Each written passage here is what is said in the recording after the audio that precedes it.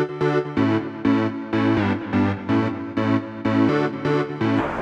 have a lot of students na wala namang balak mag-artista, wala namang balak mag-showbiz. But they keep coming back because even the parents come to me.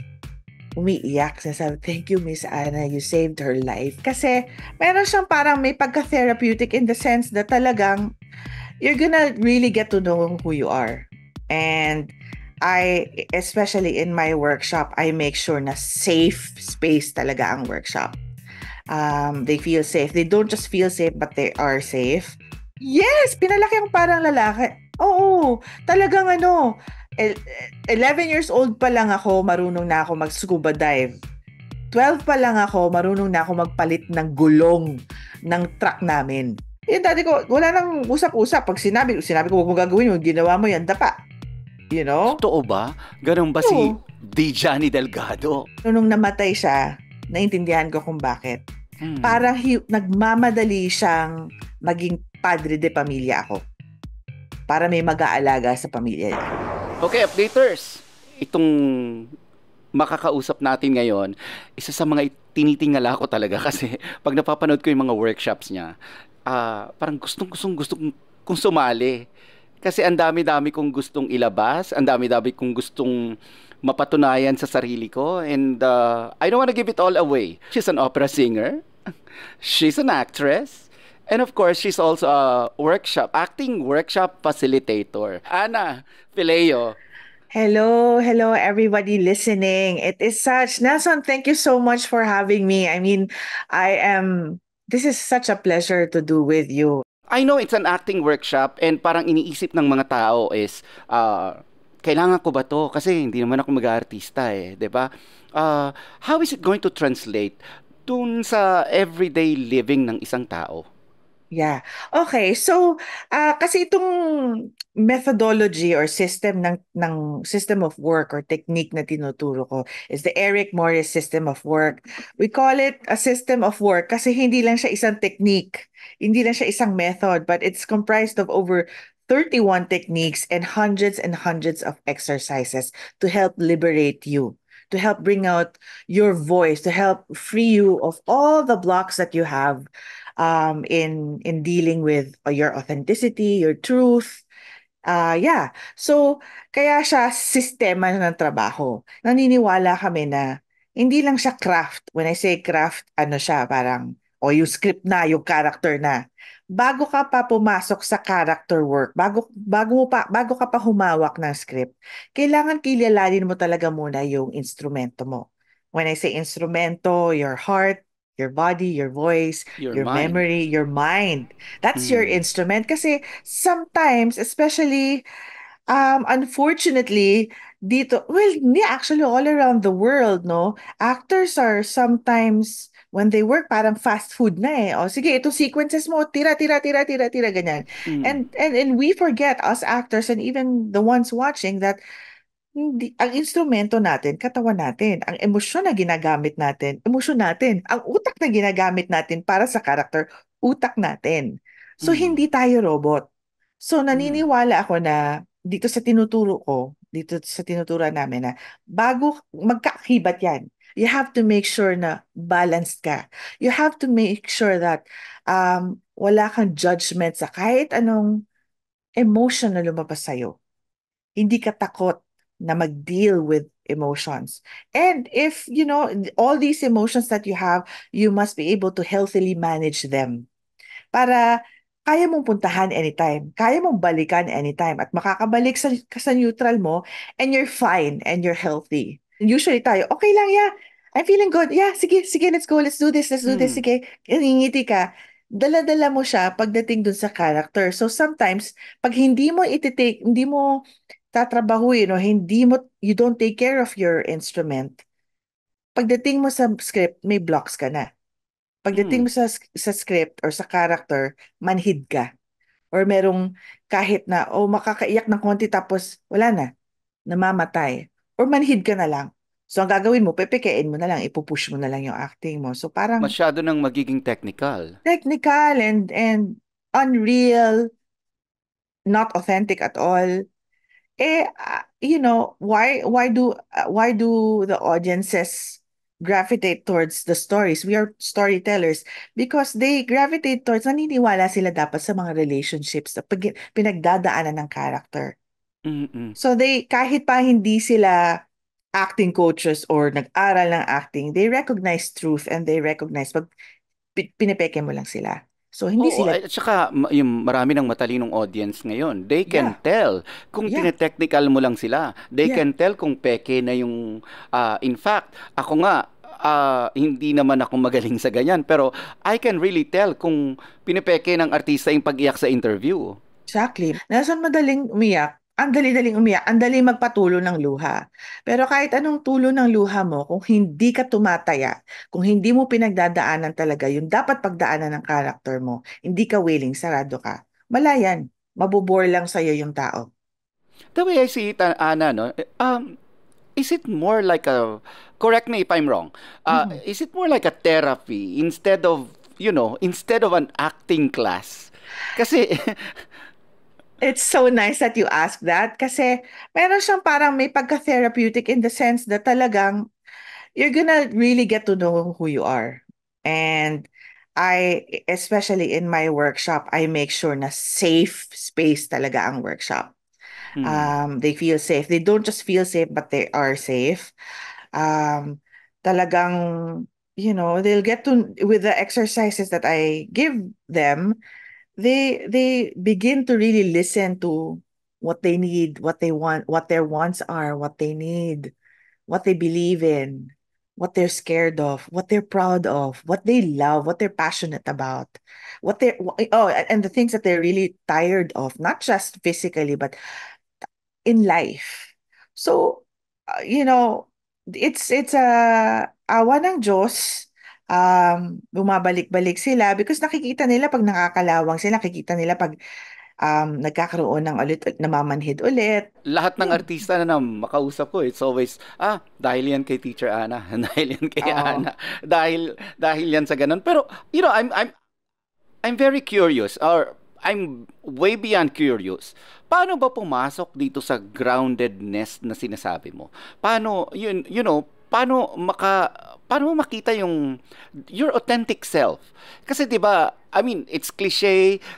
We hear that in a lot of pageants na be your own true authentic self. Pero paano ba talaga, like parang how do I know if I'm not authentic? coming from a facilitator's point of view, in the States, I have actors training. So I get trained as an actor, but I also have heavily teachers training. So in Mm-mm. teachers training, they really teach you how to blueprint a person, how to Yes. read a person. Usually, nakikita ko yan na hindi authentic ang tao pag ang hirap niyang basahin. Ibig sabihin, daming walls, Front. Maraming front, maraming madaming fasad. fronts, makikita mo na, mafe-feel mo na kagad yung energy na don't go there, or I'm afraid to go there, or I'm Can you really okay. tell? Can you really Yeah. tell? Yeah, you can tell. You ask the person, how do you feel? And then once they start saying, I feel like I want to go to the bathroom, I want to, they don't really tell you how they feel.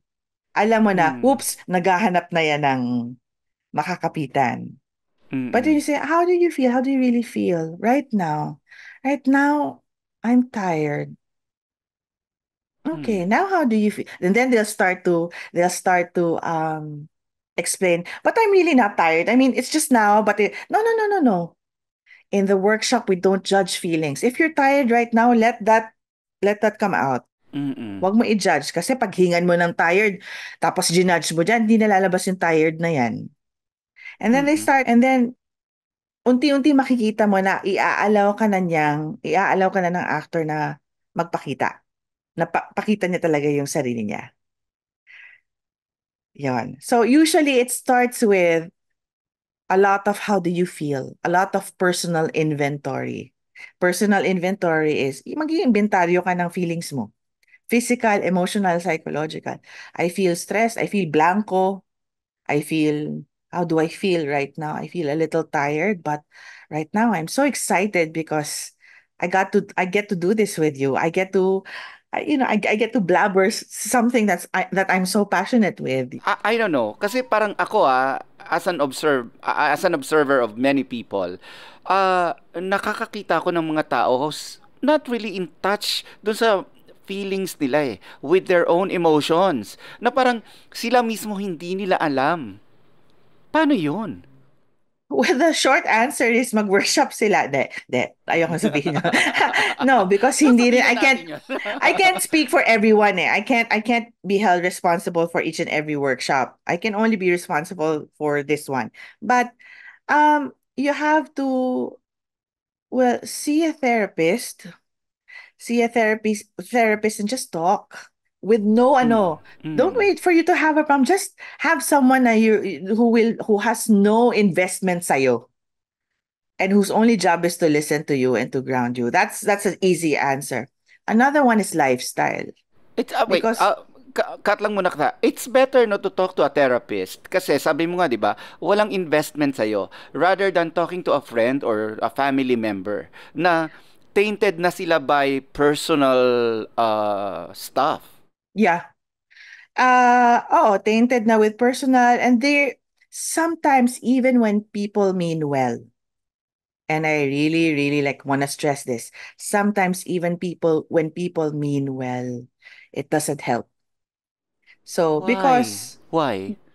sometimes lang naman because they're not equipped.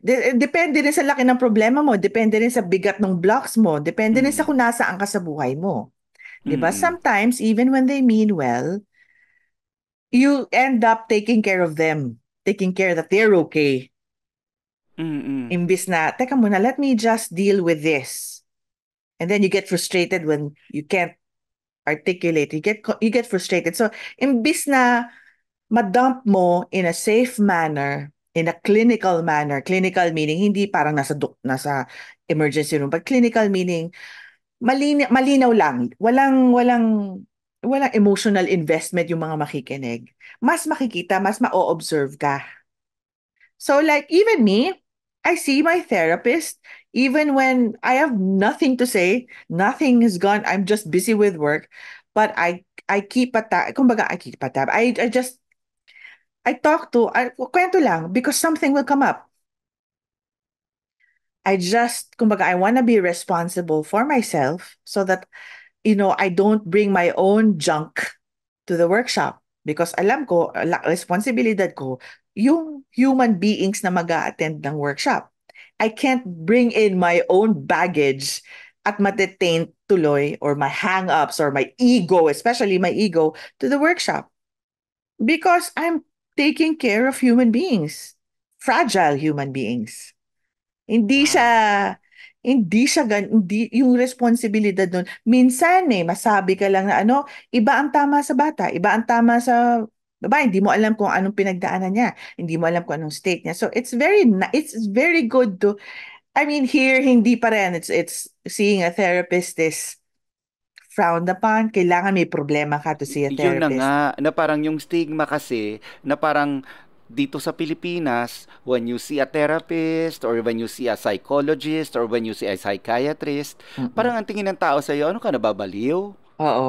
Or sobrang depressed ka na, sobrang kailangan Mm-mm. mo na ng saklolo. Huwag niyong intayin. Kwento lang. Para lang sure na kasi and then for me also lifestyle. If you are going to allow yourself na yung boundaries mo sa environment na to ay laging nabubunggo, what do you expect? If you're in an environment na laging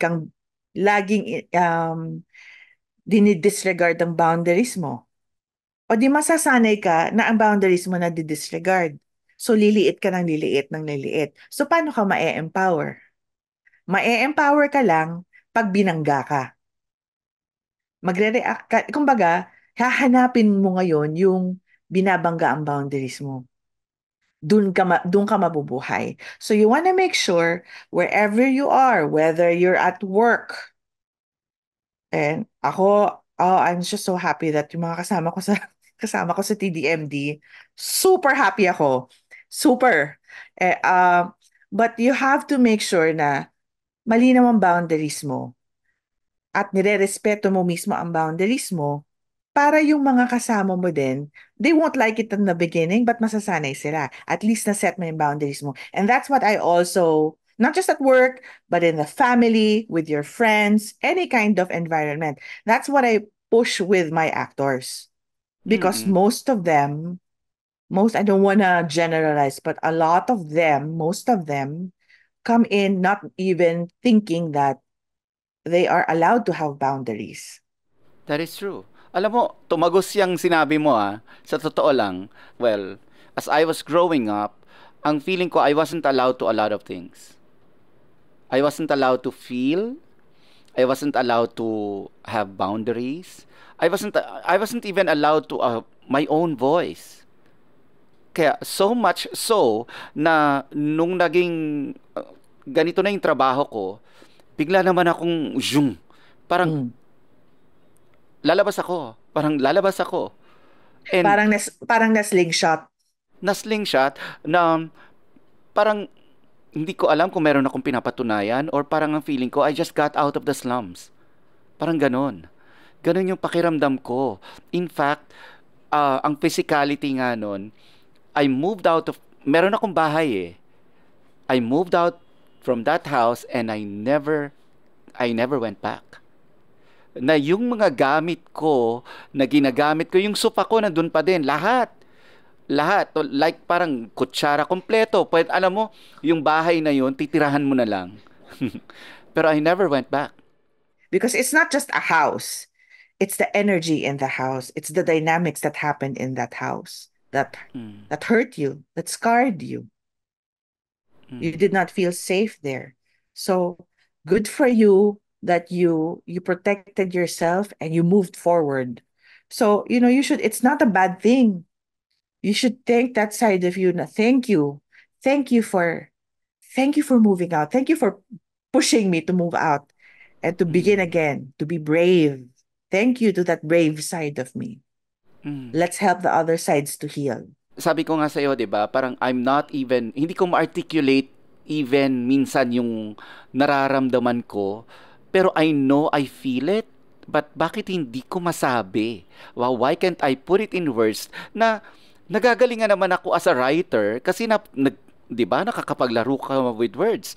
Pero, yung sarili mong feelings, yung sarili mong emotions, hindi mo ma-articulate sometimes. Pag galit ako, I just burst. Pag galit ako, I just throw out express yung masasamang salita. Basta kailangan lang isasabog Oo. na. Na naiinggit ako dun sa mga tao na, kalma lang Mhm. na tas nasasabi nila ng tama At hindi emosyonal. at hindi emosyonal. Yeah. Sobrang naiinggit ako sa mga taong ganon. Yeah. Mm. Yeah. Na I'm sure sabi ko nga sa iyo, 'di ba? This is an acting workshop. Mhm. Pero ako as an ordinary human being, no, na parang ang feeling ko hindi ko rin naman kailangan ng acting workshop kasi what do I need it for sa ano ko, sa trabaho ko. Pero I I was gravitating towards that kasi doon sa mga napag-uusapan natin. Yeah. Yeah. Um, you're not alone. You're not the first one that I heard. I heard na ganyan, and you're definitely not gonna be the last one. Hmm. A lot of, I have a lot of students na wala namang balak mag-artista, wala namang balak mag-showbiz, but they keep coming back because even the parents come to me umiiyak. Sinasabi, thank you, Miss Anna. You saved her life. Ibang-iba na siya ngayon. May life na siya. Yung bang lively na siya kausap, na e-express na niya yung gusto niya sabihin, nag-improve yung family dynamics namin. Mga ganon. Unfortunately, sometimes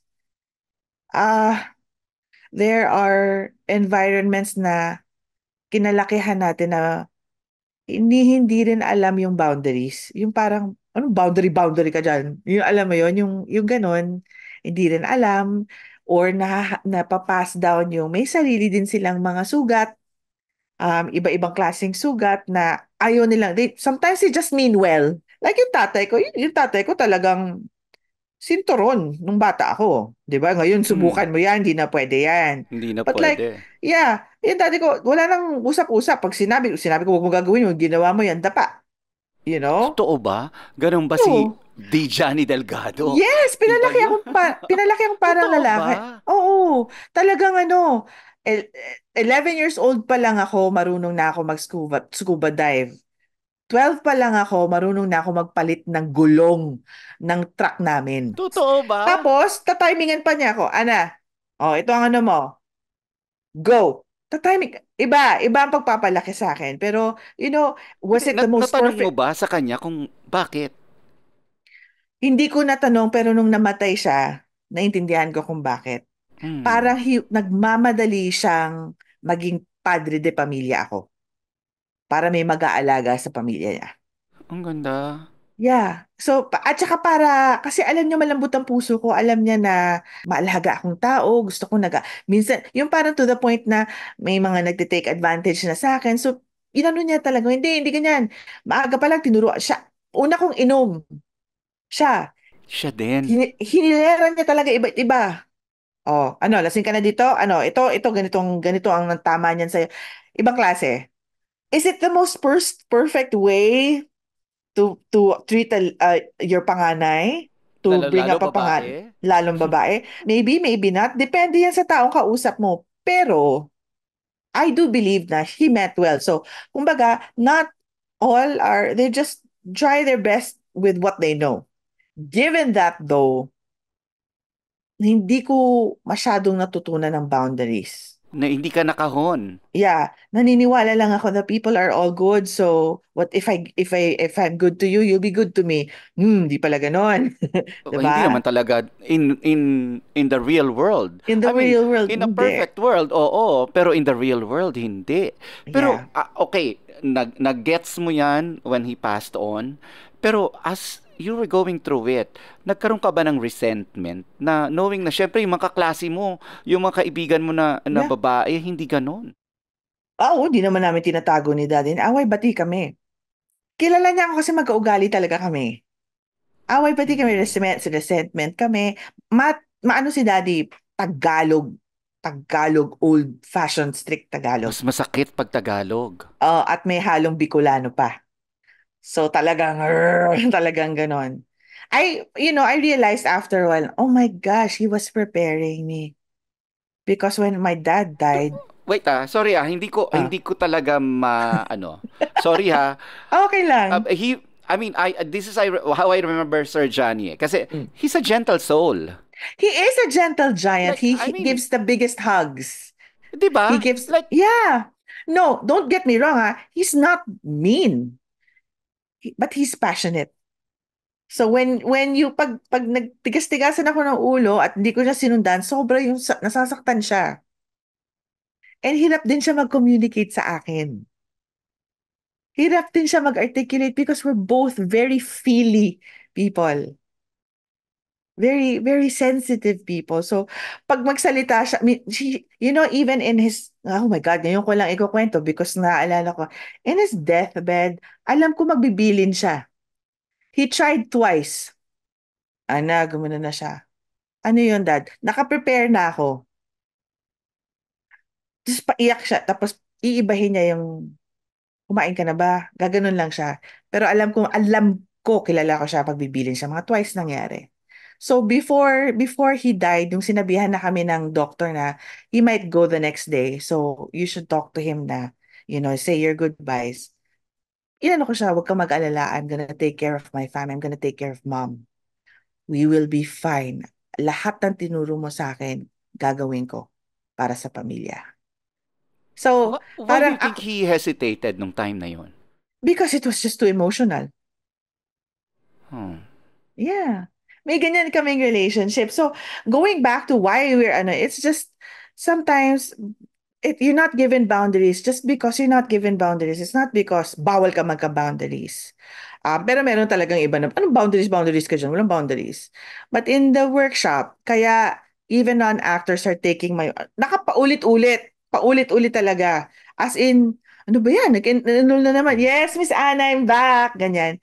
It's because para bang they feel there's a, it's Need. always not just a need, but when you finally recognize that you have boundaries and you're finally speaking your voice and you're finally saying how you really feel and not apologizing for how you feel, it's positive feelings eh. It fills you up. You look for it. You want to make sure na ang mga kasama mo ganun din. You want to make sure na you want to spread it. You want to make sure na hindi mo na mawawala 'yon. Alam mo, nakita ko na eh. Nakita ko na yung importance niya. Kasi, nabasa ko to somewhere. We are all actors because every day we act out a certain role. A certain side of us comes out. You're talking about boundaries as if it was something good. As if it's It something good. is. Kasi 'di Look, ba parang we were yung a limit is a boundary. Parang ganun. And you should not have any boundaries. You should not have any limits. okay, that's how you see it. Oh my gosh, that's how you think of of boundaries. No, boundaries is when you finally start speaking your truth. How do I feel? I am feeling full. I know I'm good. I know that I am enough. I know that, yeah, I'm imperfect. I'm not polished. I'm a work in progress, but I find joy in my daily steps. I find joy in stepping up. I find joy in creating what is really mine without apologizing. Pag nagaganon ka na, and people and the wrong people recognize that, they want to take that away from you. No, stay small. Hindi pwede yan dito, stay small. So you Hmm. want to, no, this is mine. We can work together, we can be family, but nobody takes away my fullness. Nobody takes away this feeling of that I am enough, that I matter, that I can contribute, that I can create. That's the boundary. There's some sort of a eureka moment when you were saying it. I don't want to sound dramatic, but ito totoong nangyari to ha. A, a few years back, doon ko lang talaga nasabi sa sarili ko na I was reading a lot of self-help books. And one of the steps there, sinabi na parang ulit-ulitin mo 10 times. Tell yourself and just verbalize it that I am enough. And the Yeah. first time I said it 10 times, I cried.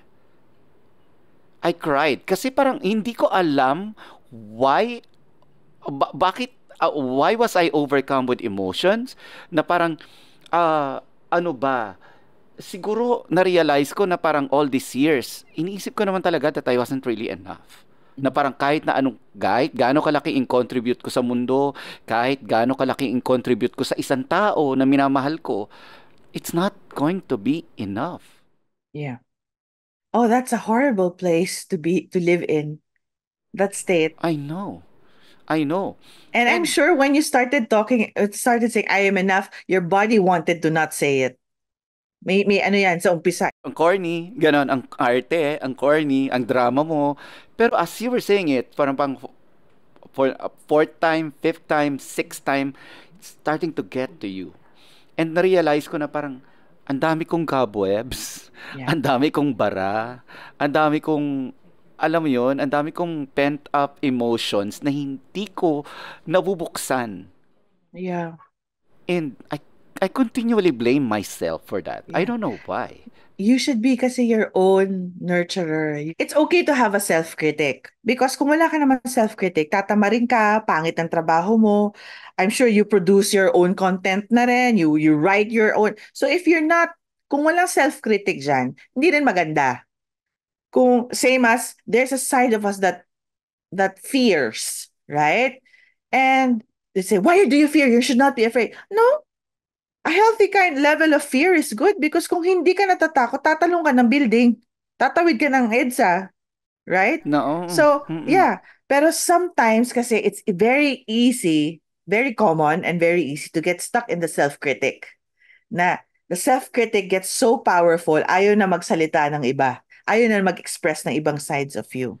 This is very new to me kasi all the things na inisip ko na negative before that I was meant to avoid, like boundaries, like fear, and you're like saying those words In a na parang positive manner. as if maganda yung meaning niya. Yeah. And what is the connection? Sasabihin naman ng mga iba, bakit hindi na lang, ano naman to acting? Bakit hindi craft? Bakit hindi script? What is the connection, right? Have you ever been to the beach? Ako kasi, yung tatay ko, yung parents ko, diving ng diving yan every weekend before growing up. So, sanay ako sa dagat. Hinahanap ko lagi yung dagat. Yung tatay ko, lagi ako from the boat, baby pa ako. Nauna akong lumutang kaysa maglakad. Nauna akong mag-swim kaysa maglakad. Ganun, ganun. So, growing up, I remember my dad would always say, kita mo yon sa dulo, kita mo yung net at saka yung buoy, that floating thing. O wag kang lalampas nun kasi after that 20 feet na hindi mo naabot. Pero dito, maglaro ka okay lang. That's the boundary. Now, for example, ang laki ng dagat, di ba? Kahit pa Hmm. sabi mo, maliit na bathtub lang ako, ito boundaries mo, pag alam mo ang boundaries mo, relax ka.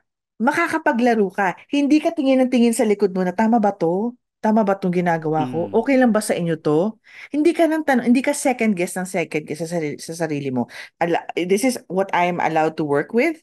Okay, ma-maximize ko to. Bathtub lang ba? Lalagyan ko ng bath bombs yan. Lalagyan ko ng scented candles yan. Ganun ba? Makakapaglaro ka. It's the same with actors. If the actors are healthy, are grounded, wala silang judgment sa kung anong lumalabas na feelings, hindi sila natatakot na wag mo akong galitin, hindi ko alam kung makakabalik ako. Kung wala silang ganong maglalaro sila. They're free to be the characters. Because they understand that whatever happens, I can come back. I can play. I can play and I can come back. Siyempre, doon sa mga nakikinig sa atin ngayon, meron diyang, parang I'm really interested. But how do Mhm. I start? Like, where do I start? How do I start? Nasa sarili ko muna. Sa sarili, wala mo ng workshop. Start with just breathing and breathing like you're breathing for the first time. We take this for granted. Ang mga taong huminga ngayon, hindi na nag-exhale. Breathe. Breathe as if you're breathing for the first time so that you can feel paano nga mag-circulate ulit. Hmm. And from there, ask yourself, anong pakiramdam ko ngayon? Ngayon ay nasi-stress ako kasi hindi ko pa bayad yung association dues ko. Nasi-stress ako. And how do I feel about that? Naiinis din ako sa kanila, singil ng singil, di pa naglilinis, di pa nagmamap.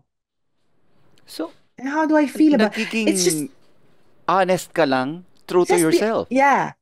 Yeah, how do I feel? I feel uncomfortable talking to these people. Don't hide anything under the rug. So when you do this, make sure naririnig mo pero hindi naririnig ng ibang tao. Start from there. The next thing is, pag medyo nasasanay ka na, kasi mahirap yan it looks simple, but sometimes you ask a person, how do you feel? Yeah, I'm good. Yeah, I'm good, I'm good. You have to really go on a walk. It's just, how do I feel? How do I feel? Go on a walk, lie Ang down. ganda. Ang How do I feel? ganda.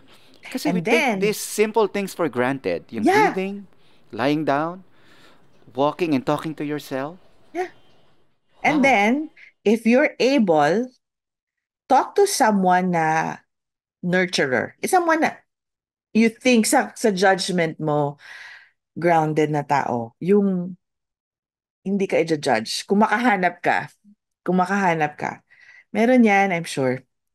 And then you just say, I'm feeling like this. Kumusta ka na? How do you feel? And then, pag magsalita, okay lang naman ako. Ganun. Kasi feeling ko.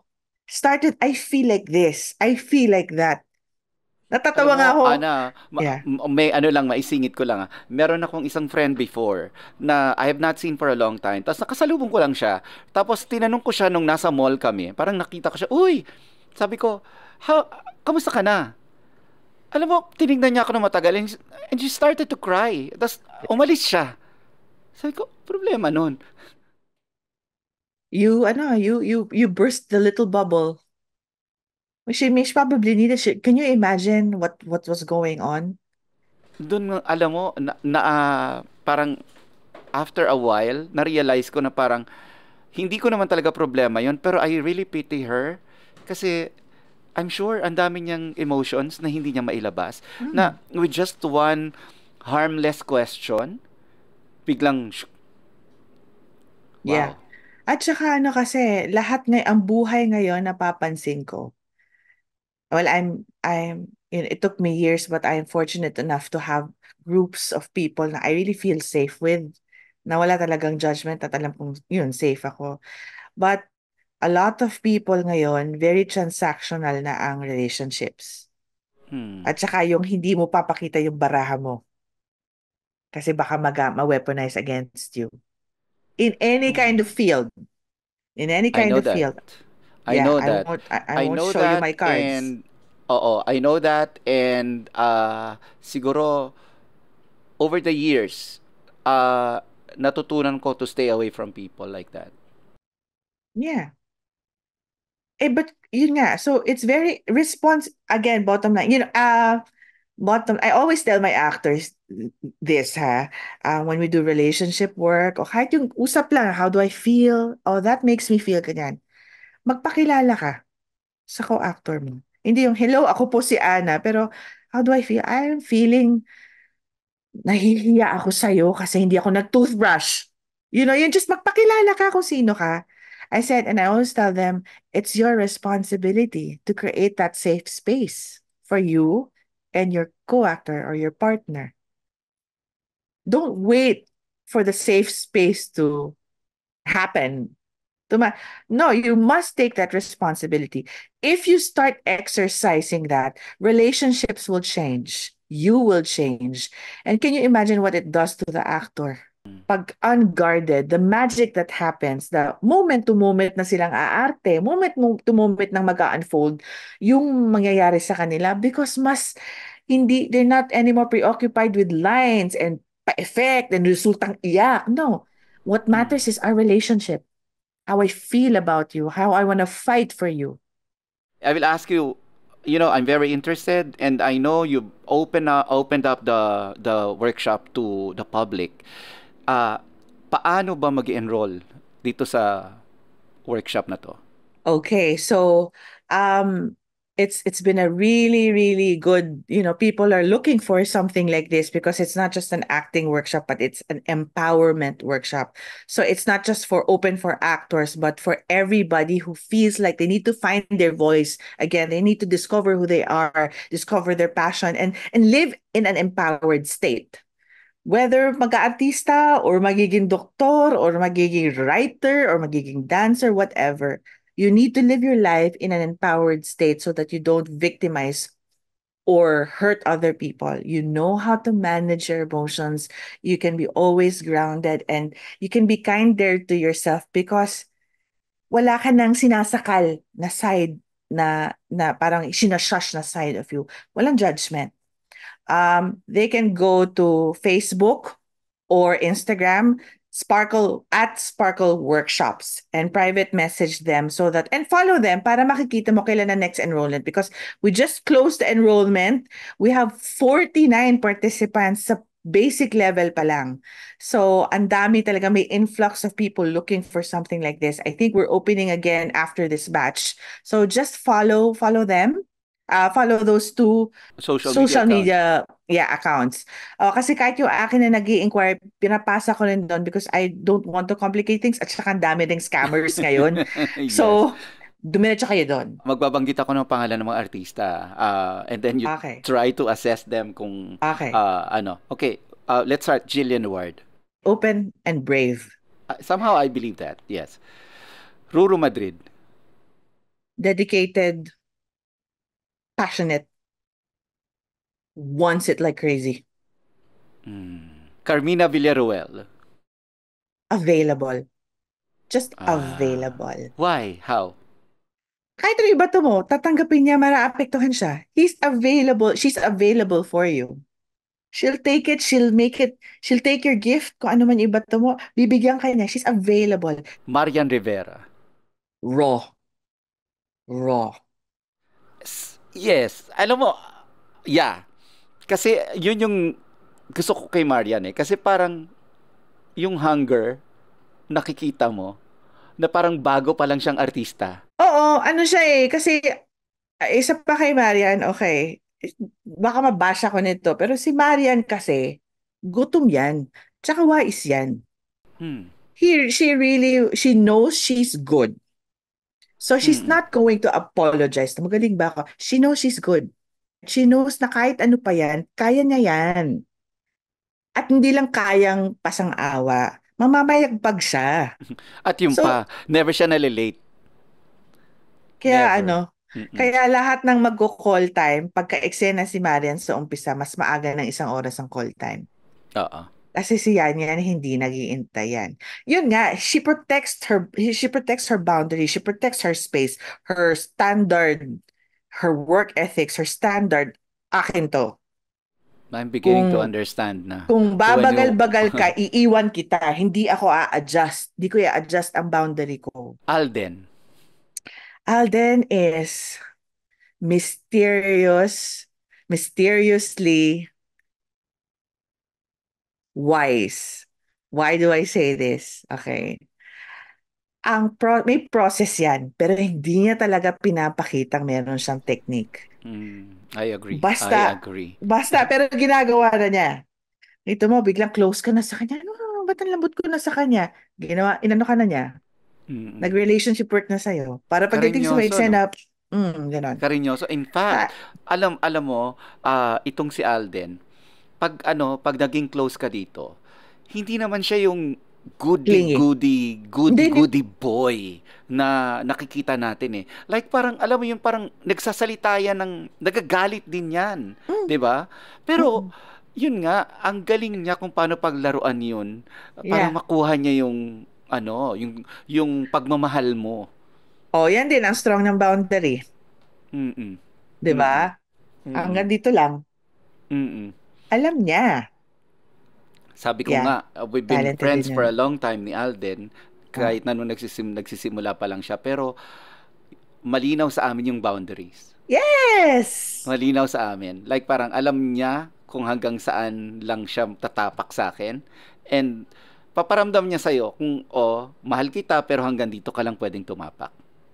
So, then he is able to take care of your relationship. Tatagal yan. Because nag-signal na kayo na ito tayo. Healthy. Catherine Ganon. Bernardo.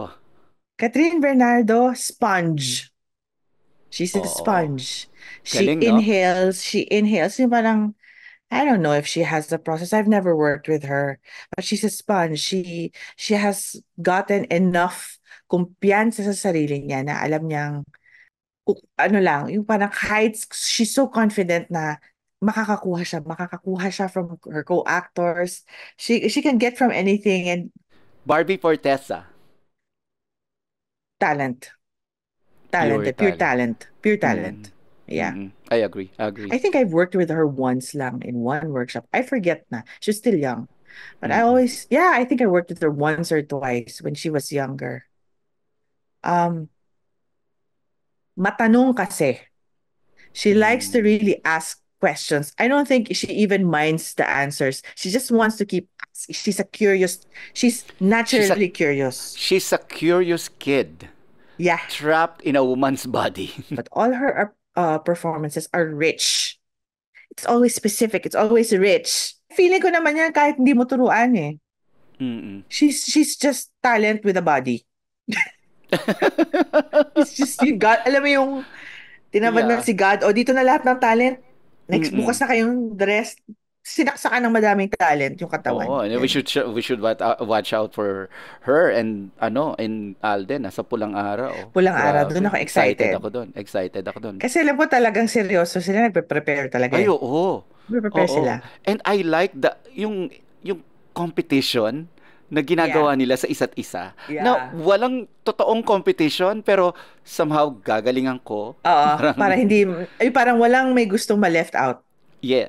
Na Yeah. parang weakest link ako. Oh my gosh, no. Julian San Jose. I love her. I mean, sinasabi nila, she's a jack of all trades na talented kumanta, kanto, ganito, ganyan, ganyan. You know, she started with me in Just One Summer, I remember. Um, Bukas ka agad din. Madami yang paghuhugutan eh. Punong-puno Mm. yan si Julie eh. Um, but I do wish sana And ang dami niyang talagang, ang facilities niyan okay yan. But I do wish sana na mabigyan siya ng ng role na mahihirapan siyang, na malayo sa kanya, yung mahihirapan siya. Yung mapipilitan siya talagang malayo sa kanya. Yung mapipilitan siya mag-research, mapipilitan siya mag-iba talaga ng tempo, mag-iba ng thinking pattern, mag-iba ng ganun. Because I feel it's just a lot. She's doing a lot. She's doing a lot and she's good at singing, she's good at music, she's good at playing musical instruments. She can act and all. But nasa sa kanila yan, nasa management yan. Kung ako as her acting teacher, I'd like for her to ano na, change gears and i-challenge na siya for Alisin na natin sa comfort zone. alisin sa comfort zone because she's comfortable na eh. Kaya na. Mm. Kumbaga, Oo. Magaling kaya na na eh. niyang, Magaling na oo, magaling na. oo, kaya na niya eh. Oo. Oh, Oo. pahirapan natin. Pero hindi ko alam kung paano nila gagawin yan kasi may branding si ano eh. May Si branding Julie. si Julie eh. Yes. So, Oo. syempre, iisipin mo, ano bang branding niya? Saan ba patungo yung Career plano sa path kanya, yung niya. career Mm. path niya? You have to respect that. But as an acting teacher, I would get really excited if bigyan siya ng something. Kasi kaya niya. Kaya niya. Ang lalim niyan, si Julie.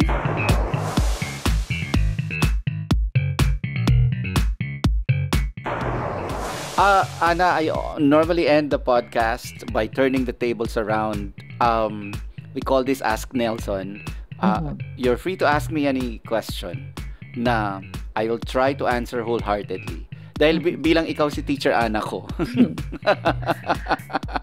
Okay, so something that I'd like to what are you grateful for? Even your questions are malalim. Ang hirap sagutin. It can Ah, be just one answer, but hmm. yeah. Okay, I'm grateful for my life.